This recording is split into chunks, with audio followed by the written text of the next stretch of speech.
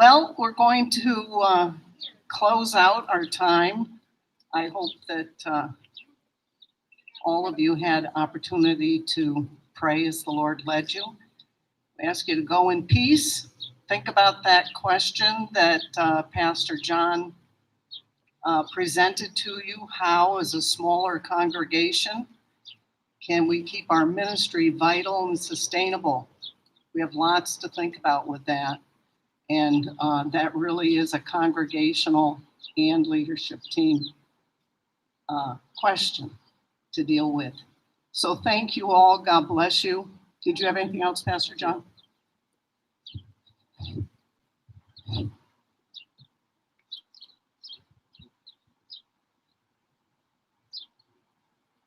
There's been a request for some Q&A for question and answer. And if you want to stick around for that, you're welcome to do so. Rather than having everyone come up and use the microphone and having to wipe it off each time, if you want to come up and share your question with me, I will repeat it into the microphone and then try to respond to it as best as I can or pass that along to one of the other leadership team members. So if you have a question, come on up. I'll hear it and try to transfer that through the microphone as well.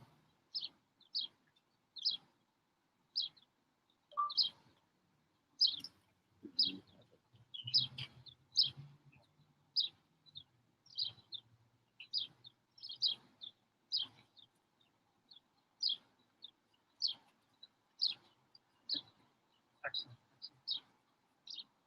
So we had a question about congregational meetings and when we're going to start having those again. Those have been hampered tremendously by the COVID issue. In fact, the leadership team was beginning to prepare to have regular congregational meetings that basically dealt with questions and wrestling with those together as a congregation so that we can make decisions as a congregation, not just in the leadership team. So we were moving in that direction, and then COVID has really hampered that. Let us know as a leadership team, contact somebody on the leadership team if you have an idea of how we might have some effective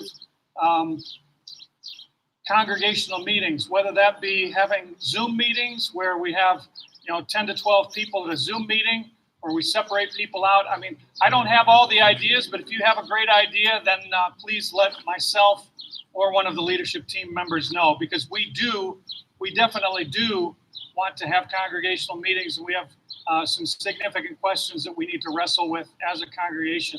So I hope that answers that question.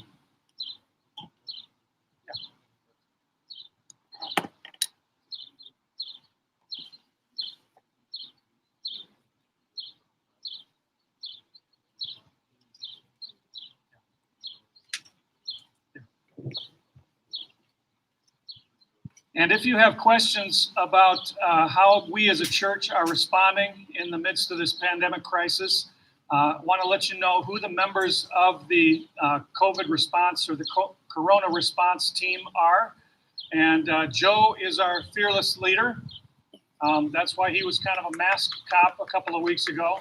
But we don't pay him enough to do that, so we've asked him, he's retired from that role. And then we also have Brian Wilkins is on that team. He's been a real help as far as knowing what sanitization procedures are and just has some good ideas. Donna LaRue is on that team. She brings some expertise from a medical perspective. And then Beth Killian is also on that team. You may not have met Beth yet, but she's the one who's been getting us all our communications during this time, whether they be via email or the website. So those, and I'm also on that team as well, just taking up space. You have another? Oh yes, and Eddie from our Hispanic congregation also meets with us pretty regularly as well.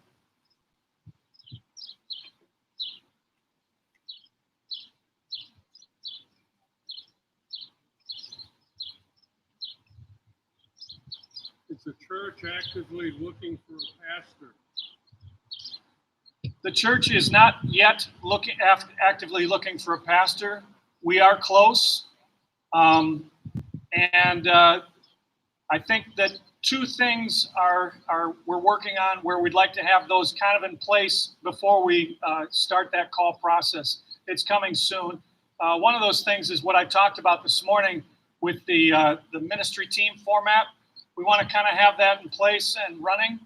And then the other is just to work on this behavioral covenant together and to start working towards having a, like I say, a tipping point where we're really trying to behave well together.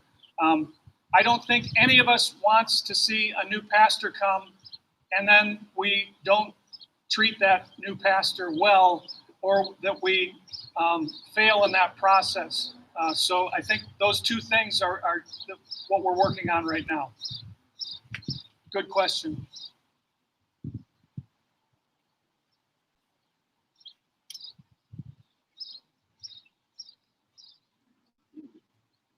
Anyone else?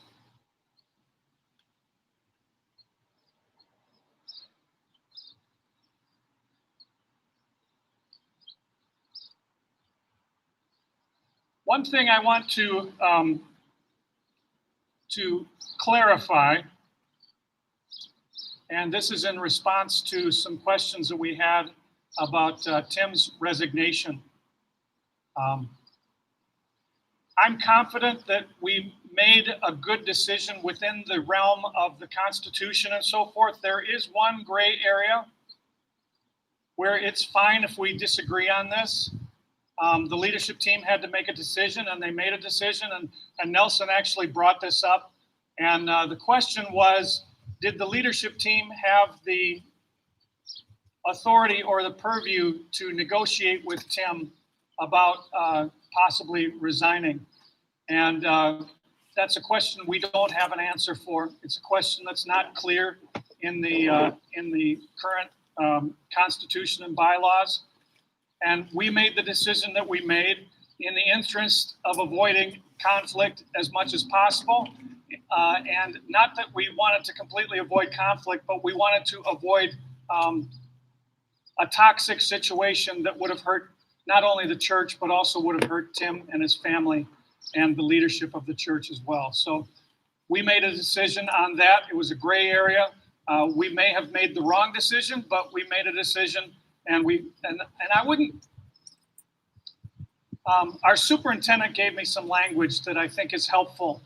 And I think it'll be helpful for as a church moving forward too, that sometimes you can't make the exact right decision, but you make the best decision you can. And you hope that that decision is better than some other decisions that you could have made. And I think that's where we got to where we thought this decision is better than the other alternatives that we looked at.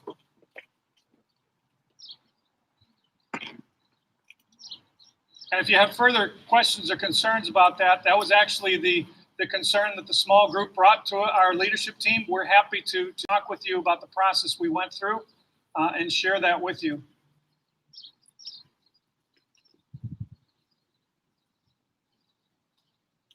Anyone else?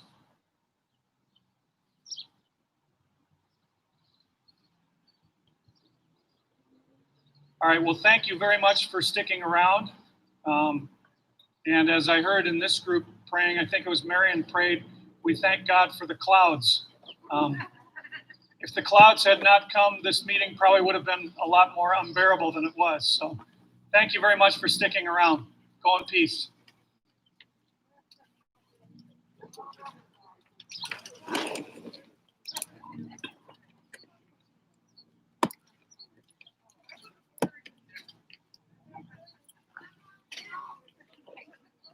That's an excellent.